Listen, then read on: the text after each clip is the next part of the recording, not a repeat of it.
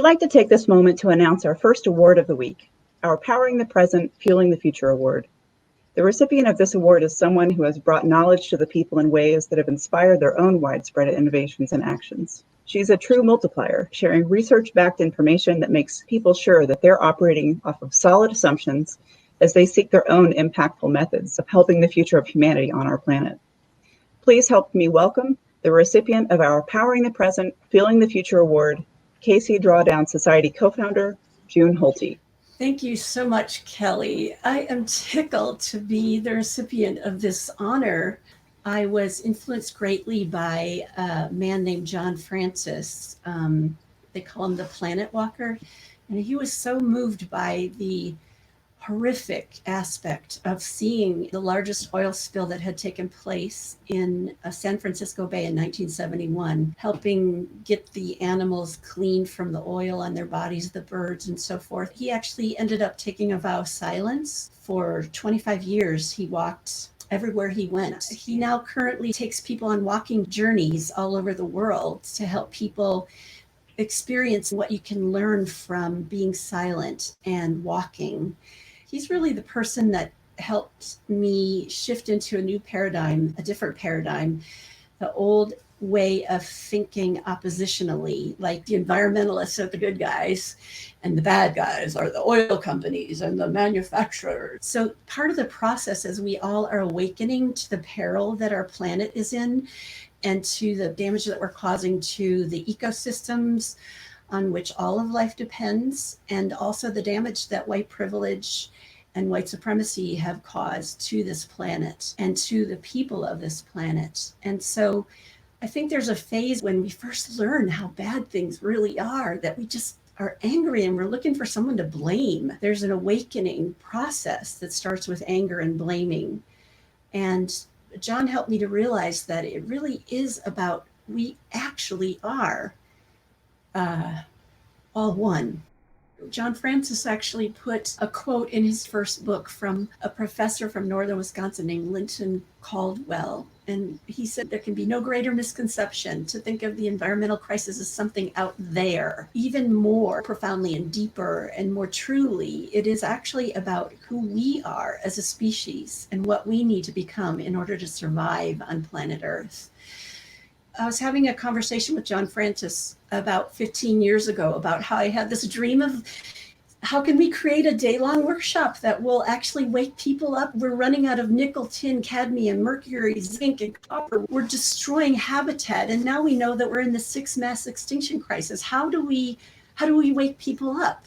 And then I volunteered with the Pachamama Alliance. Then I spent about 3 years of my life traveling around, living in friends' spare bedrooms, and I've co-facilitated this day-long workshop called Awakening the Dreamer, Changing the Dream, which is really about helping people realize the unexamined assumptions that drive our culture and that has us behaving in ways that are destructive. The Awakening the Dreamer Symposium starts with just the awareness piece. Just say that we want to create a future for all life, where the future is just, is environmentally sustainable and spiritually fulfilling. If we are committed to that, one way we might start is to look at an assessment of how we're doing right now. I facilitated that workshop in, I think, 26 cities and 13 states in Canada. The Pachamama Alliance was going to be doing a pilot project of a study group, study circle kind of model to help get large numbers of citizens involved in Drawdown. For those who are listening who don't know, basically when the Intergovernmental Panel on Climate Change came out with their report in 2014, I think it was, a lot of Paul's peers were really disheartened and giving up the ship. I mean, really literally saying, game over, it's so bad, we can't actually reverse climate change or reverse global warming or solve it. But he said, why don't we look at where the solutions are? And he discovered that people really hadn't put as much attention on the solutions. And so he got together a team of people and they hired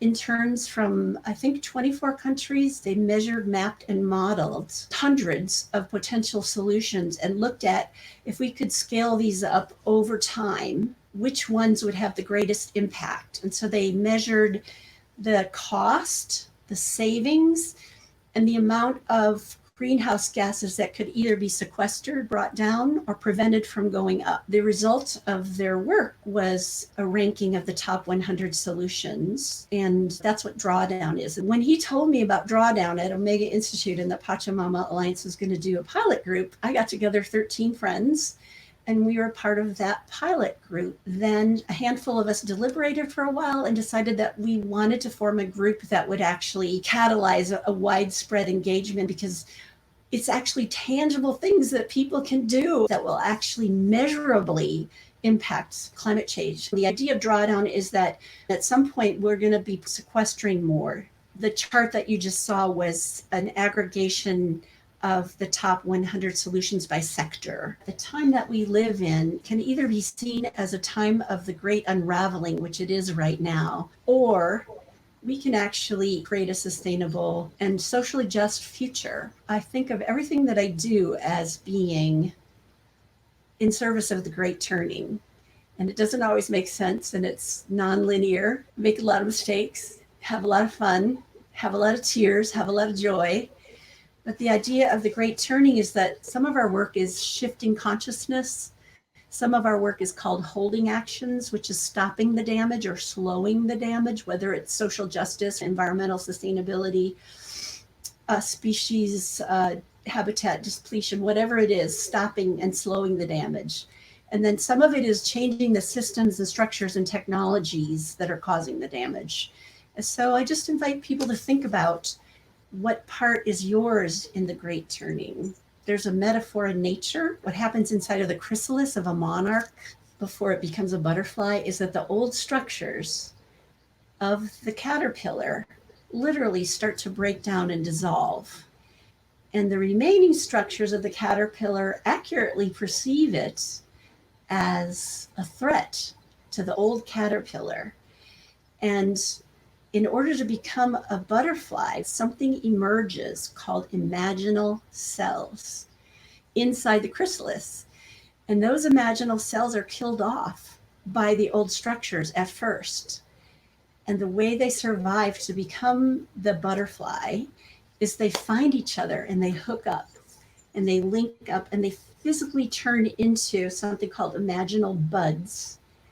And those imaginal buds become the structures of the butterfly as the rest of the caterpillar dissolves and becomes a kind of nutritious soup that feeds the new structures. We can hospice the dying structures and midwife the new structures. So I invite everybody who's listening to think of themselves as a part of the great turning, and that you can hospice the old structures and midwife the new structures.